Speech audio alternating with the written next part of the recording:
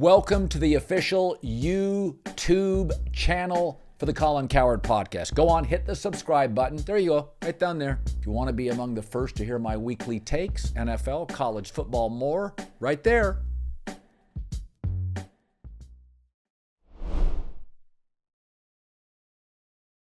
Okay, I have an interesting topic I'm going to throw at you.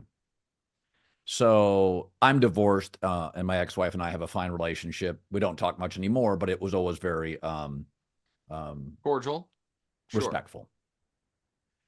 So I totally get that it's a roast.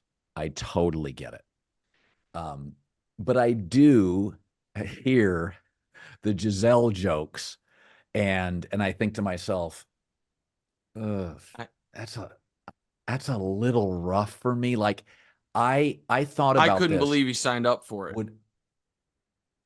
I thought if somebody wanted to roast me, the first thing I would think about is I got to protect my kids, right? That's the first thing I would, that's almost the first thing I think about always, is how is this going to land for my kids?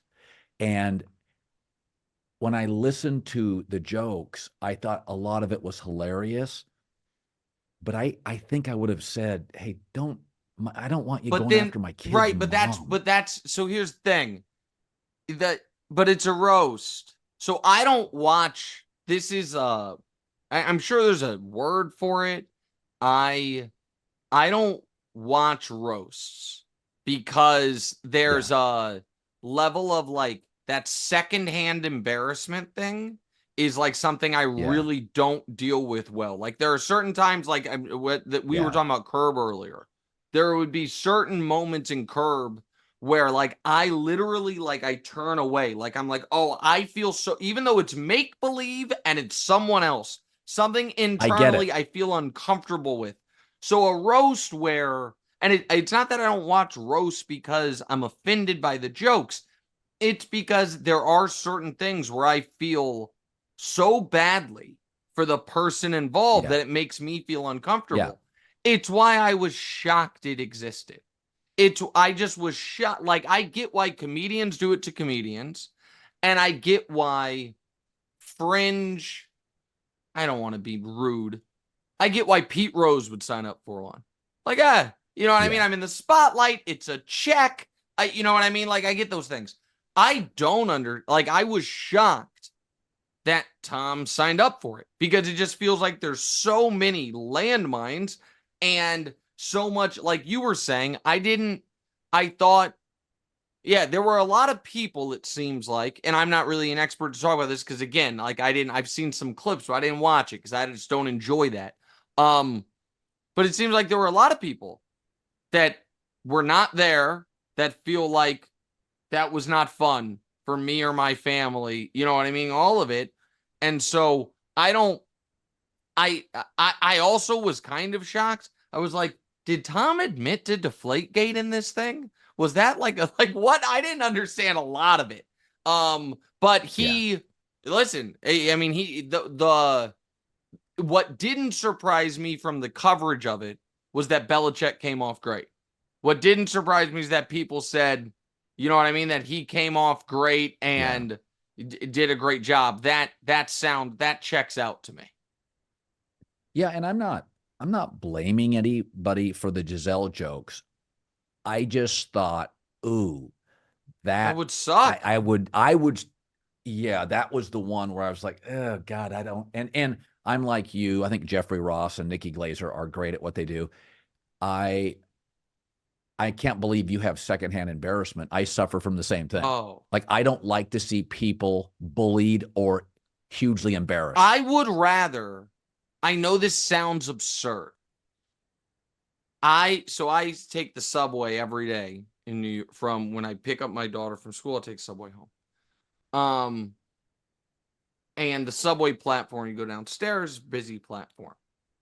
As insane as this sounds, I would rather slip and fall on the subway stairs than have the person in front of me slip and fall on the subway stairs. Because like when I don't really care. Like I don't, like I'm not embarrassed easily for myself. Like, yeah, it's okay. Like, people saw me fall. I don't care. But for some reason, the thing of like, oh, that person now thinks I was looking at them. They are embarrassed. I really, really, it makes me feel super uncomfortable, the secondhand embarrassment thing. And so it's just, yeah. So I just don't enjoy, I appreciate now I will tell you this. This is an unbelievable anecdote that I'm about to give you.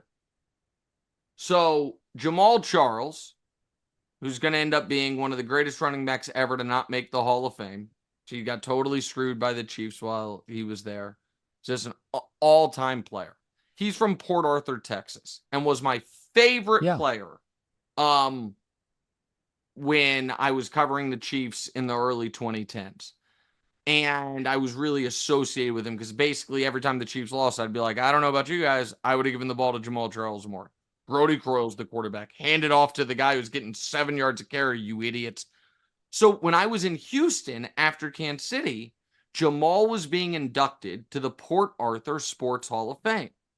And they said, hey, Nick, will you host it? Will you be the host of the event? I'm like, yeah, of course. I'd be honored. This is great. And the guy who put it on, he's like, it's a roast. I'm like, it's a roast? They're like, yes, it's a roast. But again, even though I said I don't watch them, I'm like, okay, there's no comedians here, but Andy Reid is there. Earl Thomas from Texas is there. So his teammates are there, whatever it is. And they're like, yes, it's a roast. I'm like, okay. So I'll, write 8 minutes of jokes. This is unbelievable. I don't think I've ever told the story publicly. There's a video somewhere. So I get up there and I am, I think, telling great jokes. Like one of them was, God damn, man. I'm telling you this, do not isolate this and put this on social media. I turned to Andy Reid and I said something about how, I'm not going to tell the exact joke, but how his clock management style reminded me of my sex life in college. There was a joke there. People can figure it out. It was a good joke. He didn't like it. I said something about Earl Thomas and the Legion of Boom, whatever it is. And nobody's really laughing that much, but these are good jokes. And then every other person that came up there did not get the memo this was a roast. They got the memo that this was a toast. And no one told any jokes, and everyone just talked about so great. Jamal Charles. So I just look like the biggest asshole in the world. I'm starting to think I'm just killing everybody. Then everyone's like, here's how Jamal changed my life. No jokes, nothing. I'm like, you've got to be kidding me. You have got to be kidding me. And the guy who did it, the guy who set it up, I'm like, I didn't misread the email. He's like, no, man. He's like, I'm sorry. Like, I told everyone it was a roast, but whatever, they didn't go with it. So I just looked like the worst guy ever. Like Andy, I think, was legitimately mad because Andy and I are really cool now. But Andy, when I then introduced him after the joke, he came over, and maybe it's just how he shakes hands, and he is a big guy, but it was not like a firm handshake. It was like, I'm going to hurt your hand with this handshake, you smart ass kid. You're making fun of my clock management. So maybe that's why I don't like roasts. Because one of the most embarrassing nights of my life was me thinking I was at a roast and it was actually a toast and I just looked like a bad guy. That is an all-time story.